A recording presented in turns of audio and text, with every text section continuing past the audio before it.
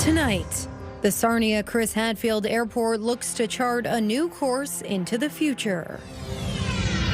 Plus, these historic sexual assault charges are incredibly difficult to prosecute. 93-year-old billionaire Frank Stronach is found guilty of sexual assault. And Doug Ford goes full Trump. I love this Angus Reid. They put this fake poll out. The premier accuses Angus Reid of faking an unfavorable poll.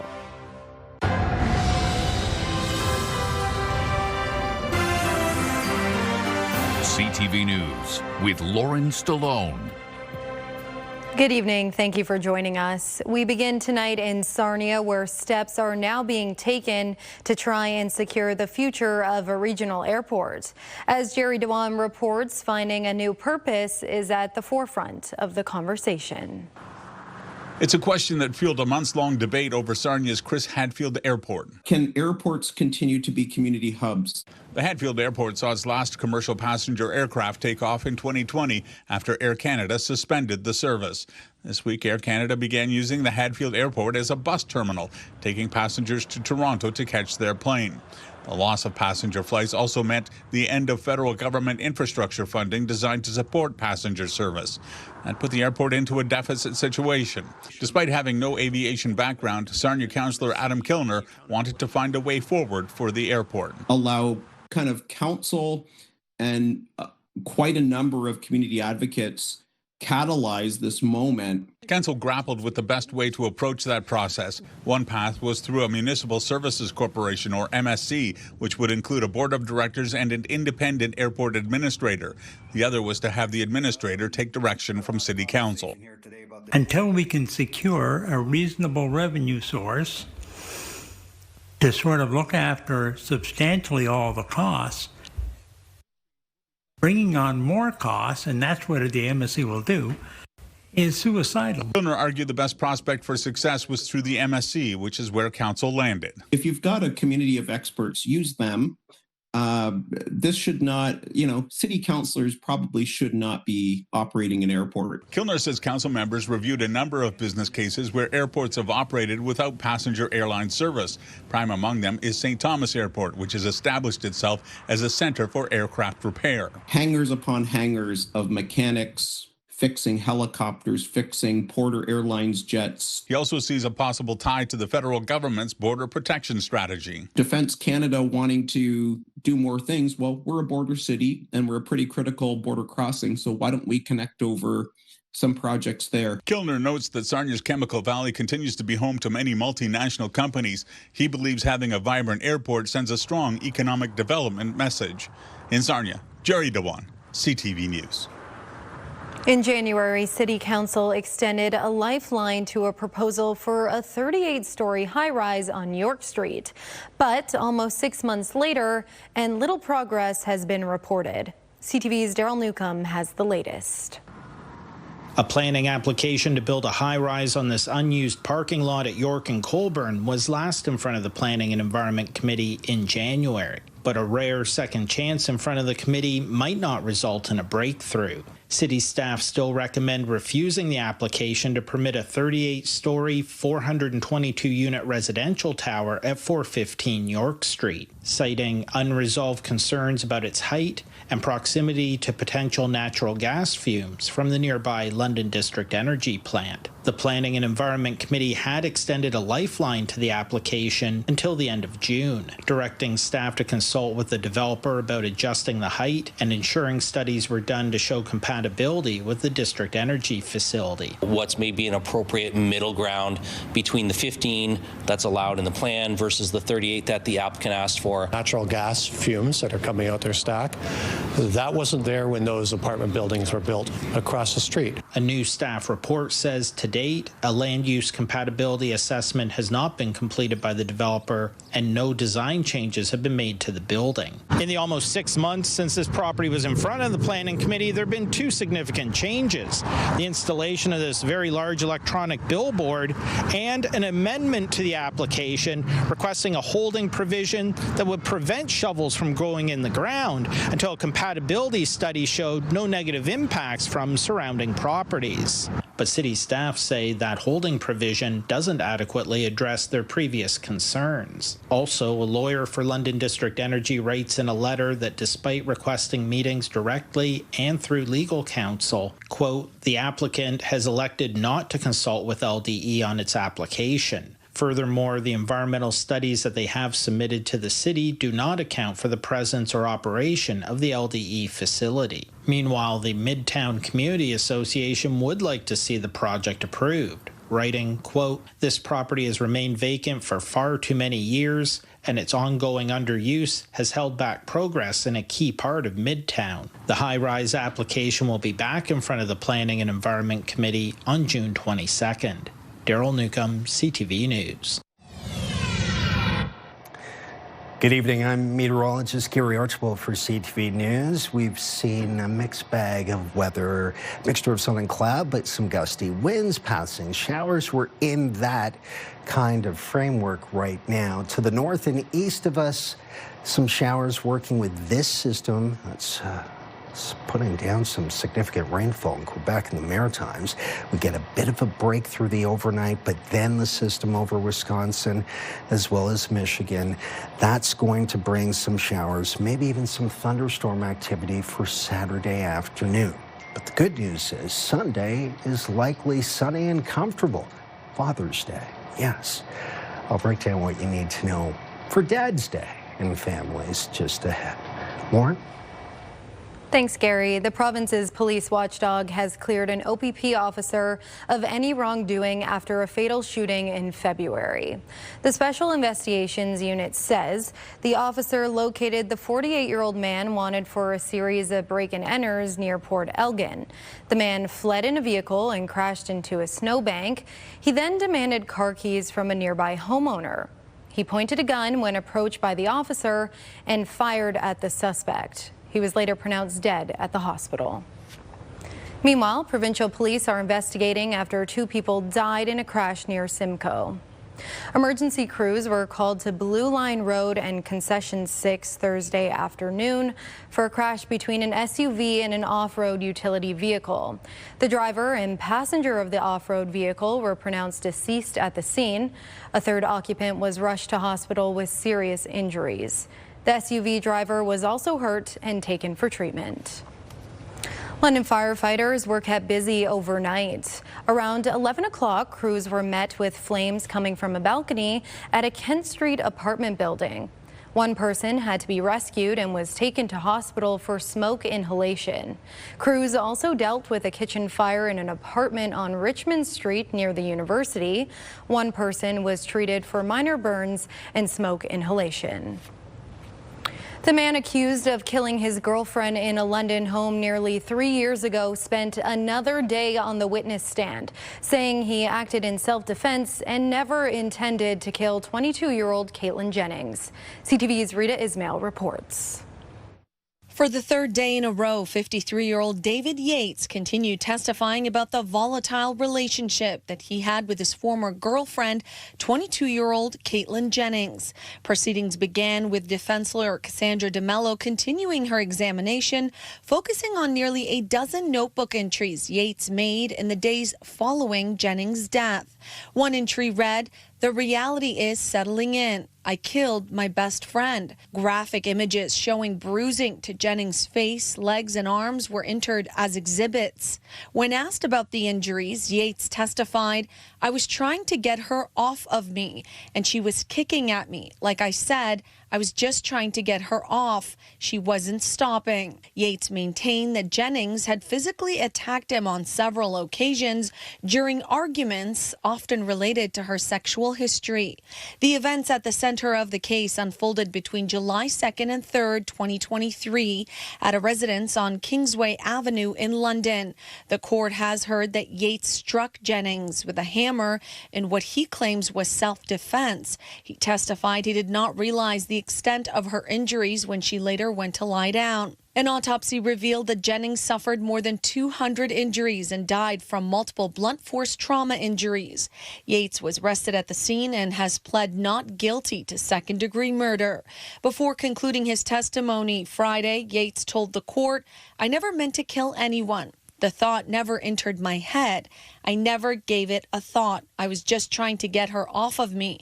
I did not know those injuries were life-threatening." The Crown is expected to begin its cross-examination Monday in St. Thomas. Rita Ismail, CTV News. A portion of Victoria Park was taken over today to mark the 30th year of Indigenous Solidarity Day. Sean Irvin reports.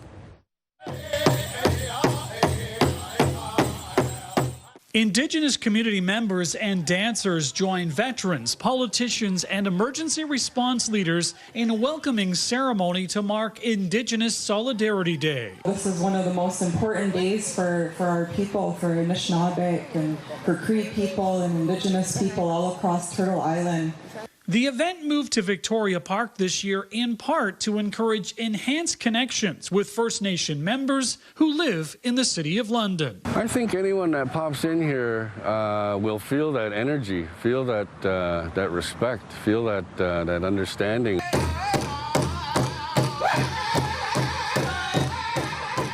As people of all ages experienced the arts and Indigenous vendors offered locally made goods, there were signs that cultures are coming together, but progress remains slow.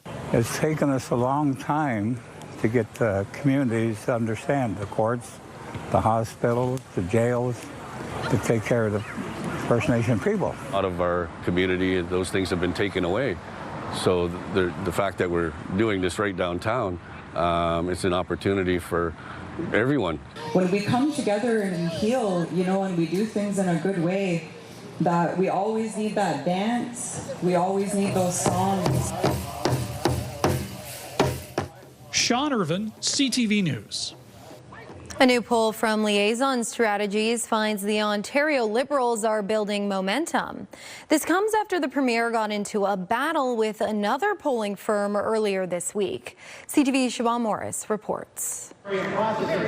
He's the face of the Ontario government and the Progressive Conservative Party.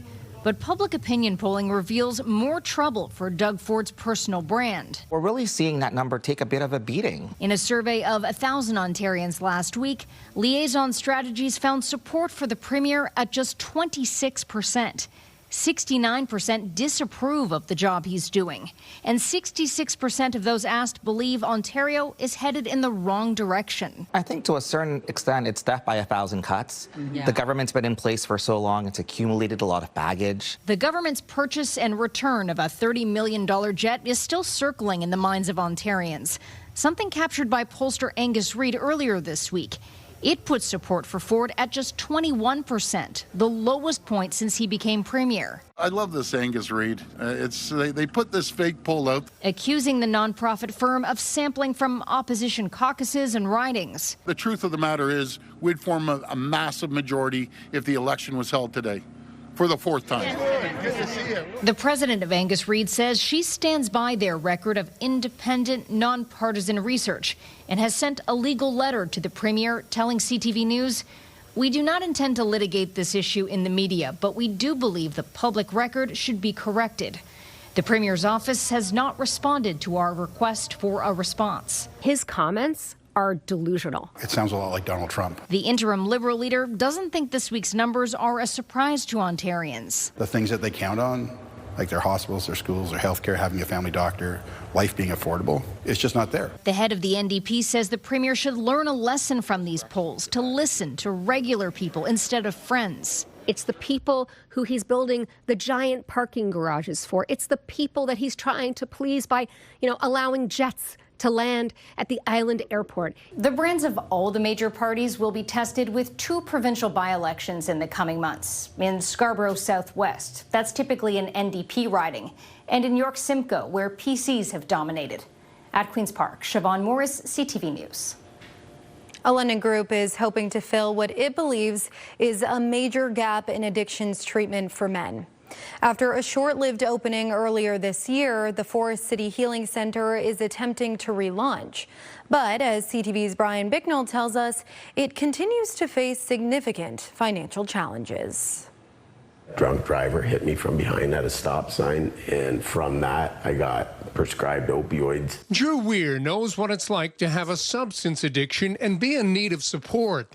Now in recovery, he wants to help others get clean. He and a partner are attempting to relaunch Forest City Healing Center. When they decide they want to stop using substances, they have the ability to come to a center like this, go through a structured program, learn a bunch about themselves, be around like-minded people, and have the opportunity to leave here after a period of time where they've had that chance to rebuild themselves. Located at Queens and William, the facility would serve as a therapeutic recovery residence for men.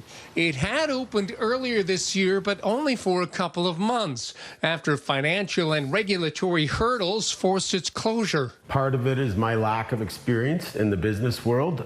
There's a lot of moving parts to function something like this, 20 beds, big facility, large staff. The center has now partnered with London-based KGK Science, which provides wellness supports. With psychotherapy, with treatment, with various different treatments, with nutrition, looking after the whole person and helping them to cope with their trauma. The founders here stressed that what this place is not is a shelter. Rather, it's an abstinence-based program to help men through their addictions until they're ready to step back out into the world. Weir says several $100,000 has already been invested into the facility. He says he's hoping to raise an additional $300,000 to $500,000 to be able to reopen this September. The group is looking for private sponsors and has launched an online fundraising campaign. There's been no government handouts or city handouts or anything. This is strictly citizens of the city that know this has to be here. Brian Bicknell, CTV News. When CTV News continues, Frank Stronach will be sentenced in September after he was found guilty of sexual assault and indecent assault. Plus, Canada's big win at the World Cup makes a statement, but at a high cost.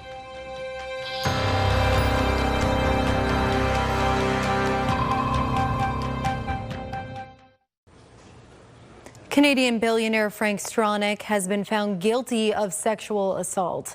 The businessman who holds the Order of Canada was convicted for assaulting 2 women decades ago. And while he was cleared of charges of rape, the 93-year-old was found guilty on 2 counts. CTV's John Woodward reports. Canadian billionaire Frank Stronach left Toronto Superior Court Friday as a convicted criminal. The 93-year-old founder of an auto parts empire that turned him into one of Canada's richest men was found guilty of sexual assault for groping a waitress at a restaurant he used to own in the early 80s, and 1 count of indecent assault for pushing his groin into another woman in his apartment in 1977. Well, I know that these historic sexual assault charges are incredibly difficult to prosecute. So it's a great relief that 2 of the charges survived the attacks on the integrity and the memories of the 7 complainants. Stronach could face 12 counts, some where he was accused of using his money, power, and leadership position at Magna International to find women for sex, including this woman, one of the horse trainers on his expansive property north of Toronto. He wasn't my employer anymore.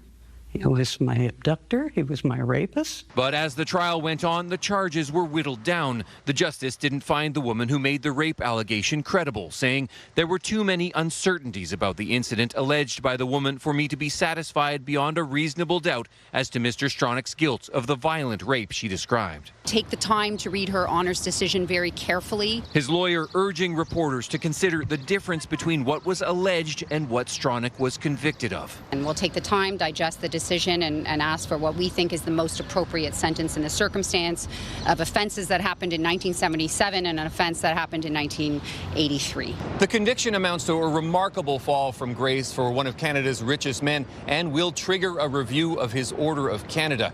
And Stronach isn't done at court. He will also face a sentencing hearing, at least 1 civil suit, and another set of similar charges to be heard at a separate trial. John Woodward, CTV News, Toronto. Canada's soccer stars gave fans something to cheer about after last night's historic win against Qatar. As Heather Wright reports, it was a game of many firsts. One day after the biggest day in the history of Canadian men's soccer, the team took to the training pitch at the University of British Columbia. The mood, bittersweet. A blowout 6-0 win over Qatar, which came with the loss of star Ismail Kone, who broke his leg in yesterday's match. I was really proud of the team to feel the emotion, but also stay focused on the task at hand. The task at hand was to win, which the team did decisively. In World Cup history, there's never been such a dominant performance. That's the truth. And so I think our team will take a lot of confidence from that. It's the first World Cup win ever for the men's team in only its third appearance. Up until this year, the Canadian men had never earned a World Cup point, a sign of how far the program has come. This team checked a lot of boxes in the past couple of years, and the way and the fashion that we did was something that we're very proud. Following the game, the Prime Minister visited the team's dressing room, praising their character. But you showed a level of character that some people never achieve in their life. A question going into this tournament, is Canada now a footballing nation? Based on the crowd yesterday and the result on the field, the answer seems to be an emphatic yes. It was a tremendous sign. We don't have to hold our breath anymore or bite our nails. We're there. From the outset, the goal of this team has been to win their group, which would allow them to remain in Vancouver for the first match of the knockout stage. To do that, they need at least a draw against Switzerland, a game that goes Wednesday in Vancouver. Heather Wright, CTV News, Toronto. Gary joins me now. Gary, we got the weekend coming up. What's it looking like? Lauren, I think it's going to be good for Father's Day. Saturday starts off well enough, but not so great perhaps in the afternoon. Good news is temperatures should be comfortable both days. We're not talking about a huge warm-up with humidity added to it. Today, case in point, was a comfortable day. 23 degrees. I would say felt like at peak this afternoon, 25. So humidex values really weren't a part of the big picture. Good news is we'll be comfortably warm, at least through to about 8 o'clock. And then things start to cool down through the overnight. Low 20s, even some upper teens this hour across parts of southern Ontario. And that's the story across the prairies, northern Ontario, Thunder Bay, warm today. And further east, definitely warmer along the Atlantic coast and the Maritimes and Newfoundland. Wind has been a big part of the weather story for the last almost 3 days. We're still breezy right now, gusty tomorrow through the afternoon. And it's the afternoon on Saturday where there's a potential for some showers and or thunder shower activity. The storm to the north pushing east across Quebec and the Atlantic Canada doesn't have much to do with us right now. It's the storm I'm watching cutting across the upper Midwest. And with that, there's potential right around 4 or 5 p.m. that increasing cloudiness and a shortwave disturbance comes right through the heart of the Midwestern tier. And anywhere from, say, Woodstock towards London is likely going to see some showers towards the afternoon. There's a chance as well as some isolated thunderstorm activity, but not likely to be of the severe thunderstorm, more like garden variety. Rainfall tallies 3 to 4 o'clock, not so impressive, but by 6 or 7, we have about 5 to 10 millimeters down on the ground, pardon me, and that would be considered, relatively speaking, a light rain event. For tonight, does cool down significantly. 4-day stretch, 4 hours. Between 8 and midnight, we go from 20 down to 13, 7 degrees. We'll be partly cloudy, but again, the wind isn't so much a factor through the overnight. So here's the setup for the next 7 days. 23 degrees apiece for both Saturday and Sunday for the great city of London. That's comfortable. The average for this time of the year, about 25. We are looking at glorious sunshine for Sunday. Just remember your sunscreen and sunglasses. Hey, that would be a great Father's Day gift. Monday, some showers and cooler. Tuesday, Wednesday, Thursday, Friday, low 20s, and some showers through the midweek, a possibility. Similar forecast for the Midwest. Watch out for thunder showers. Slight chance of that. And then Father's Day looks good. It warms up a bit as we go from 21 to 23. 21 on a rainy Monday to start the work week for most. In and out of cloud cover and rain showers from Tuesday through to Friday, but some sunshine as well. Low 20s anticipated. And that's a look at your weather. Lauren? Okay, thanks so much, Gary.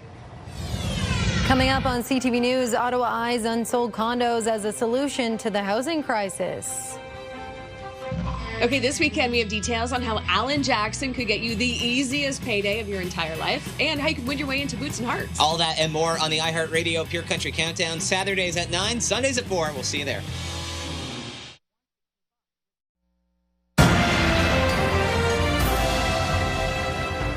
A new report says Ontario needs more than 1 million university graduates over the next decade if it wants to keep up with labor market demands. The report was conducted by Stokes Economics on behalf of the Council of Ontario Universities. So, it found the number of graduates that will be needed to fill job openings in careers that usually prefer a university education is roughly 56,000. The three fields with the greatest demand are STEM-related jobs, with those industries needing more than 200,000 graduates over the next decade. Among several new measures announced yesterday to fight the housing crisis in BC, a plan by the federal government to convert vacant condos into affordable housing. In one of North America's most expensive markets, thousands of finished units are empty. CTV's Rachel Aiello on the plan and a pledge to cut development fees by up to 50%. There's too many completed condos sitting empty. While new housing is being built daily in this country, demand for affordable spaces continues to outpace supply. And so, in an effort to help address that imbalance, federal and provincial governments are trying something new to open up unoccupied units. There is existing housing stock available that's been built that people would love to move into. They would love to make it their first home to buy, but they can't afford it. Through the Build Canada Homes Agency, Ottawa will finance the offloading of unsold condos, converting more than 2,200 vacant units into affordable homes in British Columbia. This housing expert said the government should be able to scoop up units at a discount and turn around new, ready-to-live-in space for those in need fairly quickly. So unlike a traditional Build Canada Homes or social housing program, that we don't have to wait multiple years for them to get built. So we could get families in them in a month or two, but we haven't really seen those details from government yet. And similar to a plan already in place in Ontario, BC and Ottawa will be spending $3.2 billion to cut the development charges municipalities impose on developers by up to 50%. That could mean for a new unit reducing costs by up to $40,000. While these fees are used to help build the infrastructure needed to support new builds, they also end up driving up the cost of new housing for buyers. And so looking at some of these alternatives could make the whole system more efficient financially and also more affordable for buyers. Before parliamentarians wrapped up their work here in Ottawa, Prime Minister Mark Carney's Build Canada Homes Bill became law, enacting a new agency that's sole mission is to build affordable housing. Rachel Aiello, CTV News, Ottawa. Some new numbers show that tax on expensive cars, yachts, and private jets yielded more than $900 million for federal coffers. This was because it was scaled back over concerns about its impact on manufacturers. Information obtained from the Canada Revenue Agency shows that the program brought in more than $913 million between fall of 2022 and March of 2025. The Liberal government ended the tax on aircraft and boats last fall, leaving it in place on luxury vehicles. Backers of the tax say the financial windfall proves the full tax and shows that wealthy Canadians are still willing to spend on big-ticket items in spite of higher prices. Canada's main stock index edged lower as the price of gold mining stocks dropped. In Toronto, the TSX fell 112, and American stock and commodity markets are closed for the Juneteenth holiday. On currency markets, the Canadian dollar lost a fifth of a cent. Amherstburg residents are upset at the removal of 5 healthy 60-year-old trees. Upset in Amherstburg, residents are watching healthy, mature trees cut to the ground. A property management company says the work has been fully approved, but that's of little comfort to residents. CTV's Bob Belichico reports. 5 mature trees that once lined Victoria Gardens in Amherstburg have been cut down, leaving behind bare stumps and growing frustration among some residents who feel the trees were healthy and should have been left alone. Well, they're supposed to give us 35 days warning over anything over $1,000, according to the condominium authority. They gave us less than a week. Residents received a notice on June 14th that tree work would be taking place. By Wednesday, residents say several healthy 60-year-old trees had been removed. One of them stood just outside of Jessica Cockrum's backyard. She said it provided shade, flowers, and a daily gathering place for birds her young son loved to feed. And that's what they did over here. They planted brand new trees because one was also cut over there. So we thought that was going to be the same case, but we haven't heard anything about it. She hopes the stumps are removed and new trees will be planted in their place. Now, a representative of the Huron Shores Property Management Group told CTV News they follow a process used at all of their properties. The company says recommendations from arborists, engineers, and residents are considered before the property board makes a final decision. No board members were available for comment today. No more tree. All that's left is a tree stump. Residents I spoke with are already missing their shade after a couple of days. They're also worried about the cost of air conditioning in the summer with the sun beating down on their place. But that's not the only cost they're worried about. We're trying to stop the pattern of being overcharged and hopefully get reimbursed for some of the things that we did not want. Longtime resident Peter Miles explains improvements to the building's siding and parking lot has been done in recent years, leading to bills of over $4,000 for residents. They're not doing basic maintenance, and they're doing huge projects like this at our expense. Miles has launched a petition and says he plans to bring their concerns to the corporation's annual meeting scheduled for July 29th. I think with this petition, we're going to have a higher turnout than in previous years, but I think some things are going to be changed and some answers demanded of. Bob Belichico, CTV News. American health advisors are reviewing the first flu vaccine made with mRNA technology, the same technology used in COVID-19 vaccines. Moderna is seeking approval for its new flu shot designed for adults aged 50 and older. In a study involving 40,000 participants, the vaccine reduced flu cases by about 27% compared to a standard flu shot. Experts say mRNA vaccines can be produced more quickly, potentially allowing manufacturers to respond faster when flu strands change. The FDA is expected to decide on approval ahead of the upcoming flu season. Meanwhile, a new clinical trial is testing the belief that omega-3 supplements can help prevent Alzheimer's disease and dementia. Now, researchers at the University of Southern California found that fish oil did not improve memory, cognition, or brain cell loss, even when omega-3 levels increased in the brain. Experts say omega-3s remain important for brain health, but work best as part of a healthy lifestyle that includes things like regular exercise, quality sleep, stress management, and a diet rich in fish, nuts, and seeds. The findings suggest supplements alone may not be enough to protect you. Another study is raising questions about workplace activity during early pregnancy. Researchers in Denmark found that women who spend more time walking, standing, or bending forward during the first 4 months of pregnancy faced a higher risk of miscarriage. The study linked each additional hour of forward bending to a 36% increase in risk. Experts stress the research does not prove cause and effect, but say the findings highlight the need need for clear workplace guidelines for pregnant employees. Miscarriage affects about 15% of pregnancies.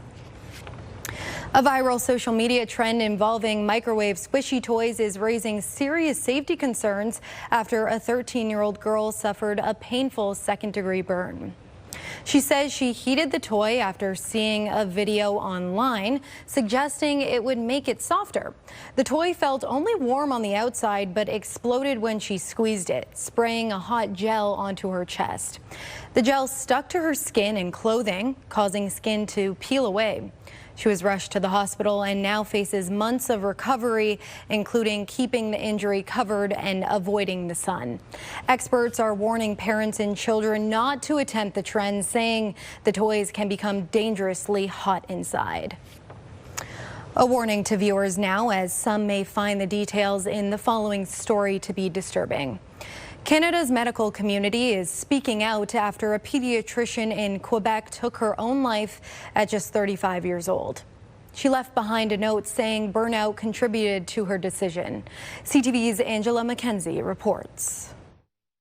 In April, Dr. Karina Polican, a pediatrician in Trois-Rivières, took her own life. She was 35 years old.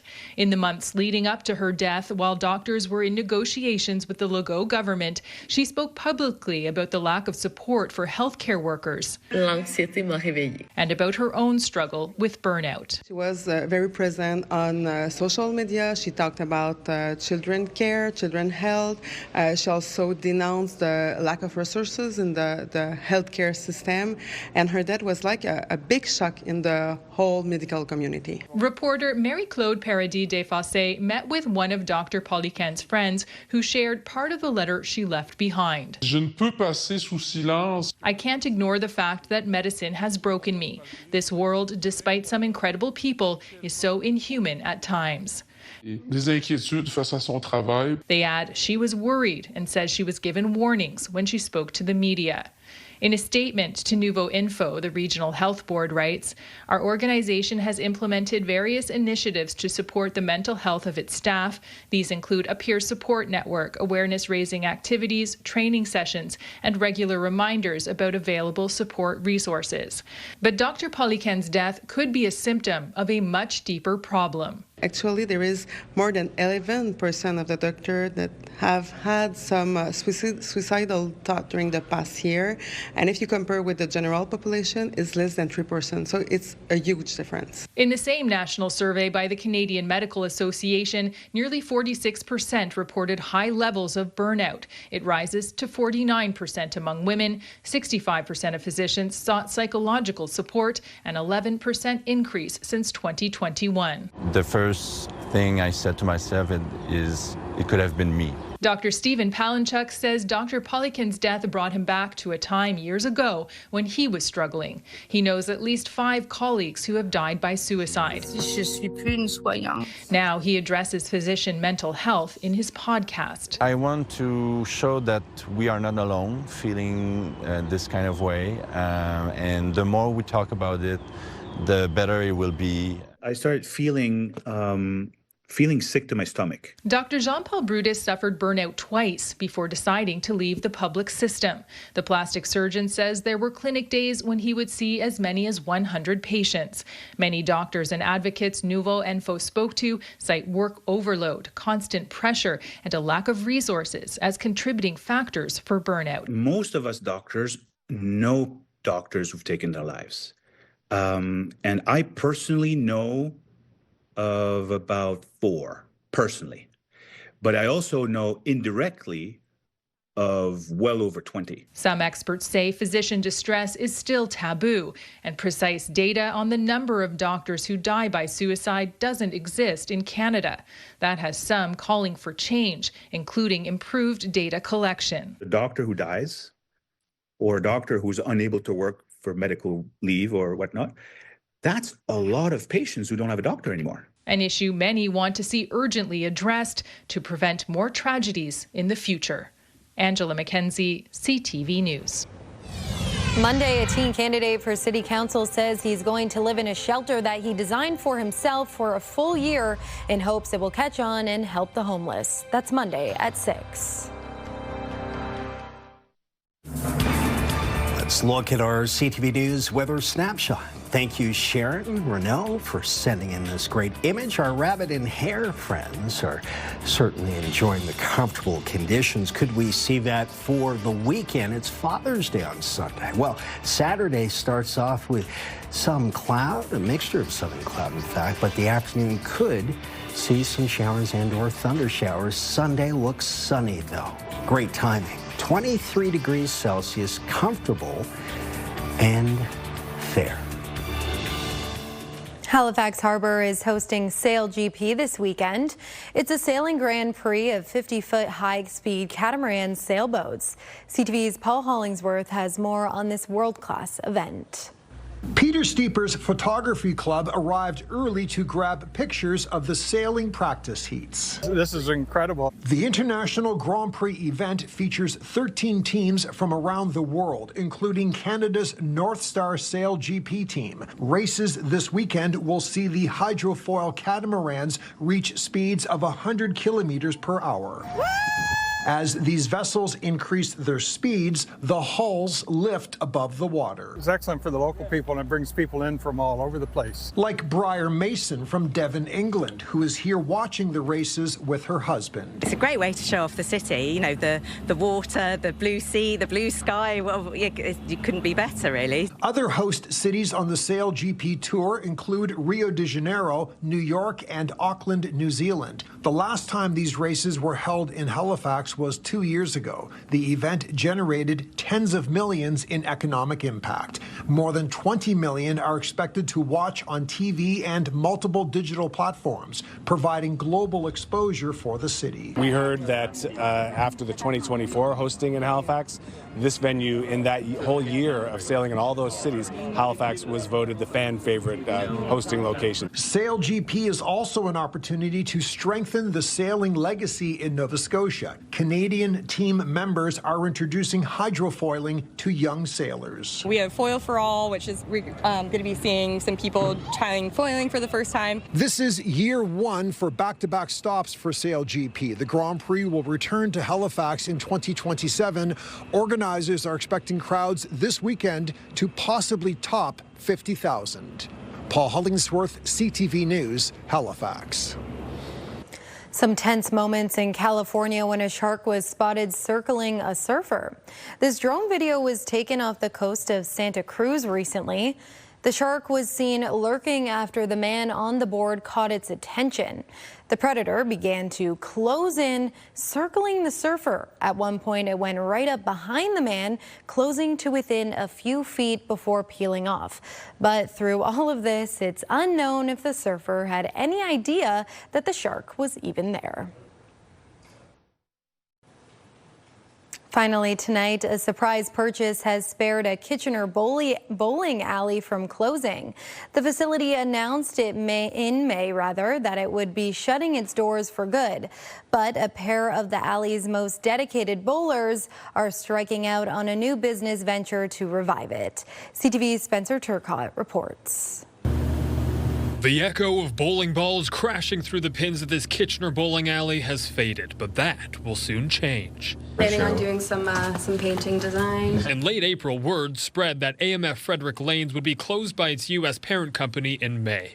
Heartbroken bowlers came forward expressing how big of a loss that would be, even launching a petition to save the alley. We were given so little notice that, it did not feel good. So it was sort of like a shared sentiment with the bowling community, was just that it was devastating. Then two of the alley's biggest fans made a bold move after it became clear this place was too important to lose. For Cassandra and I, almost like this motivational rage of something. Yeah, it's like an injustice. They went from bowlers to business owners by throwing a lifeline and striking a deal to revive Frederick Lanes. Frederick Lanes is coming back, and we're super excited. After Town Bowl closed in 2023, many feared this could be another hit against the sport locally. Instead, a community hub comeback for local league legends and bowling beginners. We're hoping to keep it quite affordable and really consider the cost that it would be for a family of so many to come in. The new owners say there's still plenty of work ahead, and while they don't have an exact reopening date pinned down, I would like to have this place open this summer. We want to be open hopefully mid-July. As they work to keep the customers rolling in, the pair are learning the business side of the game. There's so many things in this facility that are way above my pay grade. Everyone who was working here before this whole thing happened, that each of them know way more than I do about everything that goes on here, and so many of them I'm hiring back. But the hard work is well worth it, they say, because this was never about saving a building. It was about preserving a community, one that refused to let Frederick Lanes end up in the gutter. Spencer Turcott, CTV News, Kitchener.